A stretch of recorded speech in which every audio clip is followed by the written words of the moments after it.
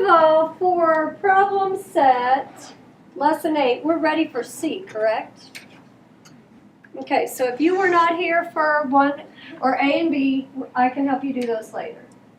Okay, so the first thing I want you to do when you get ready to do one of these problems is 3 sets of equal signs and then a number line. And notice my number line takes up pretty much all the way from C to D. Okay? So, and we're going to do all the addition problems first. Then we'll go back and do subtraction. So your brain gets used to doing one thing, okay, before we switch. So on this one, I think I want to rearrange it to put all my whole numbers at the beginning. What do you think? Okay, so let's rearrange it. Tell me what to write. 5 plus 2 plus 2/5 plus 3/5. Now, I was tempted to write 5/5. Were any of you tempted to write 5/5? But we're supposed to show this problem on the number line, okay? So the number of numbers matches the number of bunny hops here, okay, sort of. Okay, so when I do addition on a number line, what number do I start with? A 0. Very good. Now this is where it's not going to be perfect. Because if I segment this into equal parts for my whole numbers, I won't have room for my fifths. Okay? So we're going to just kind of eyeball it. So just do plus 5 because that's my first number. Now if I add 5 to 0, what whole number does that take me to? 5. Okay. And then what's my second whole number, Jarrett? Okay, so I'm going to add 2. And look at the tick mark. Make a tick mark for the next whole number. Okay. What whole number does 5 plus 2 make? 7. So look up at the second equal sign. This is where you're going to do 7 plus 2/5 plus 3/5. And most of the time we just have one fraction. Okay? Okay, Cooper, what's the largest whole number I need on this? This is C.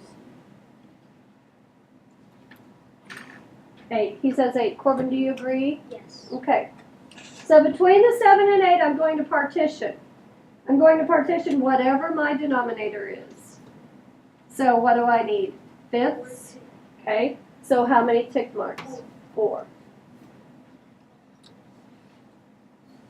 Now I'm going to add 2/5. Would you watch me do it, please? Just so you can remember from Friday, okay?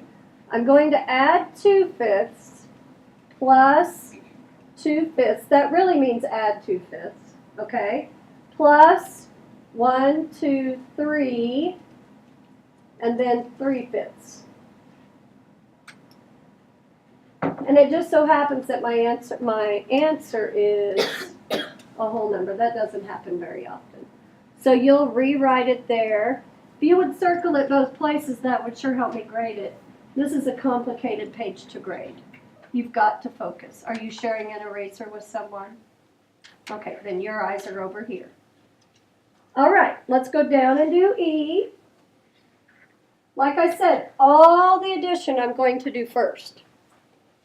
So remind me what I need here. 3 equal signs. 3 equal signs and The number line. the number line. And you only need to leave enough room below the number line to write whole numbers and your answer. Okay, so E is the problem I'm doing. So What should I do to this problem before I start? 9. Corbin? Put a 0 at the beginning. Well, let's talk about this first equal sign. You're right, I need a 0. 9 plus 8 plus 3/5. Okay, I want you to add your whole numbers first. Someone in block 1 accidentally did their exit ticket without doing that, and somehow they managed to get it right, but it's going to be confusing if you try that, okay? So the best rule is add your whole numbers first. So I'm going to leave at least enough room to make fourths at the end of my number line, okay? So I'm going to add 9. And what whole number does that take me to? 9. Okay? And then what am I adding? 8 more. 8 more, Which is 7. which takes us to the number 17. Now you can't forget any of these things. On your exit ticket, I give you 22 points total. That's like, oh gosh. What's 20 divided by 4? 5. So 5 or 6 points for each problem that you have to remember, okay? Now I'm going to take 17 plus 3/4 here. Okay? Jarrett, what's the largest number I need on my number line? 18. Because I know 3/4 is less than 1 whole. So I'm going to partition into fourths. That would be 3 tick marks. Okay? And I'm going to show 3. You watch me, and then you can do it. 1, 2, 3. Add 3/4. Okay, go ahead and make sure you have that done.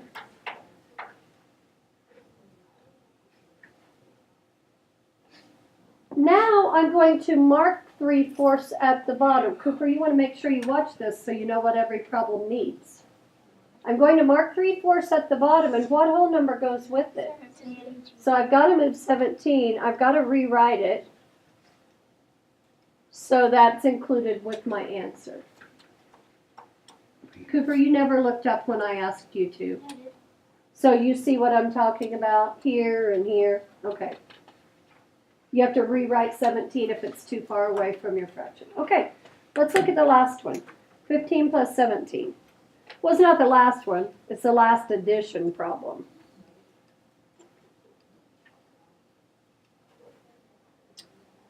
We actually have more room on this one, don't we?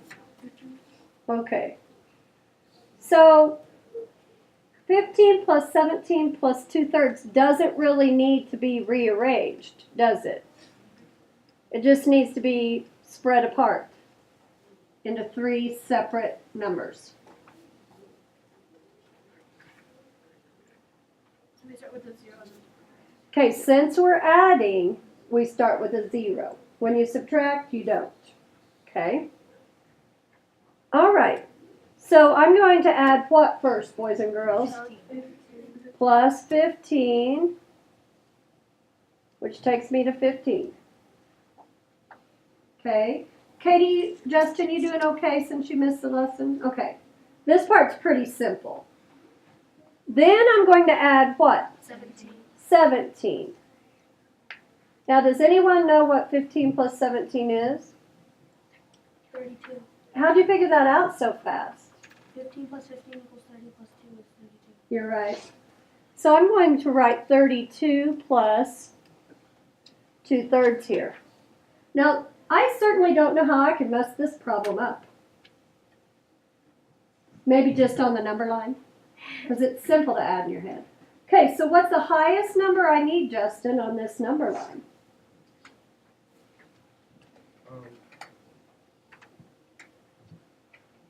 30. This is less than 1 whole, so what's the highest whole number I'll need? 33. 33. 33. Okay, what am I going to partition into? It's 2 thirds. Thirds. Okay, so that's how many tick marks? 2. And we're going to bunny hop 2 of them, actually. Plus 2/3. And then I'm going to write the fraction at the bottom. Am I going too fast? No. And scoot the whole number over so it's part of my answer. Okay, that's all the addition problems we're going to practice. Fist to 5, how you doing? 5. Okay, let's go look at the subtraction. Because subtraction changes things just a little bit. I'm going to clear that out so you're not confused. Okay, so same strategy to start with, 3 equal signs and a number line. But we don't start on the left. You start on the right. Start on the right because we're starting with a large number going to a small. Okay? So who remembers the rule for what we start with? Caden? Put the biggest number at the end. Right, so I'm starting with a 4. Now, I don't need to rearrange this because I'm not going to rearrange the subtraction problem. But I'm going to do what? 4 minus 2. Separate the fraction, right? So make sure you separate the fraction out from the whole number. If you don't, then you're more likely to make a mistake. So what am I subtracting, boys and girls? It's right here. 2. Okay. So subtract 2, Which is 2. and that's going to take me to the whole number of, 2. good. So what's the smallest whole number I need on this? 0. No? Or 1. 1. And a lot of times it's easier to see the 1 if I write it like that. Okay? Now, what's the denominator? What will I partition between these two whole numbers? 7. 7. Okay? So that's 6 tick marks, correct? Okay, do that and then I want you to wait for me. Okay, this thought bubble is my friend. You don't have to write it, but I'm going to model with you what my thinking is, okay? So when I subtract 2/7 from a whole number, I'm going to think, what is the whole number as a fraction? 7 7. 7/7 minus 2 7. 2/7 equals what? 5 7. Okay, so now I'm going to subtract 1, 2, minus 2/7. Are you watching me? That gives me an answer of 5/7, and I have to rewrite the 1. Uh-oh, I forgot. 2 minus 2/7. Sorry about that. And then it's 1 and 5/7. So your thought bubble is pretty important on subtraction. In fact, you can't do it without thinking that. Okay? I don't know if you remember correctly, but on Friday, I'm pretty sure I showed you my strategy. I just take this fraction, 2/7, and I do 7 minus 2 to get my answer. Okay? All right, let's go down and do F. Subtraction's a little more difficult. One thing you can remember is your fraction's not going to change on addition, but it is going to change on subtraction. Okay, so equals, equals, equals, and a number line.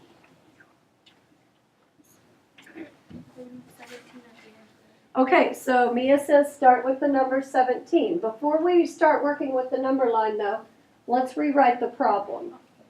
17 minus 15 minus 2/3. Now trust me, boys and girls, I've tried this without rewriting the problems, and the students get pretty confused. So if you'll do that, it's going to help you get a better score, okay? And understand what you're doing. So Mia, what do I subtract? 15. 15. And it doesn't matter how far you go. Just give yourself enough room to do the fraction, okay? So, Aubrey, if I do 17 minus 15, what whole number does that take me to? What's the difference between 17 and 15? 2. 2. Okay.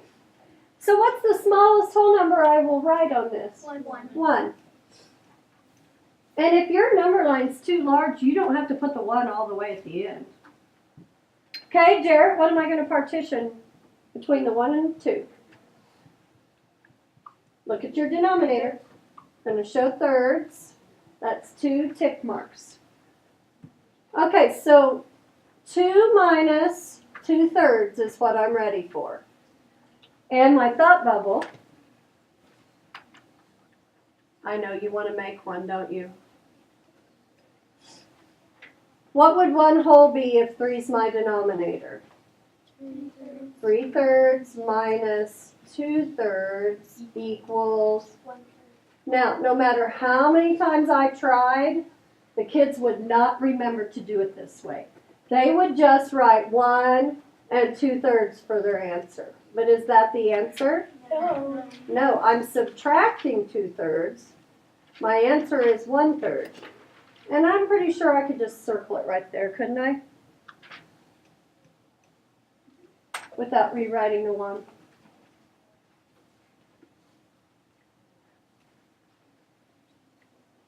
Okay, let's practice another one. So 100 minus 20. Let's get the 3 equal signs on there first.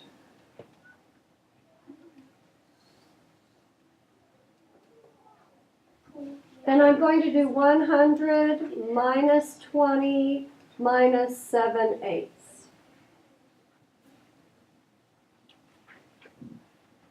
Okay. What's the highest number on my number line? 100. And what am I subtracting? 20. Hey, Sus, what whole number does that take me to if I subtract 20 from 100?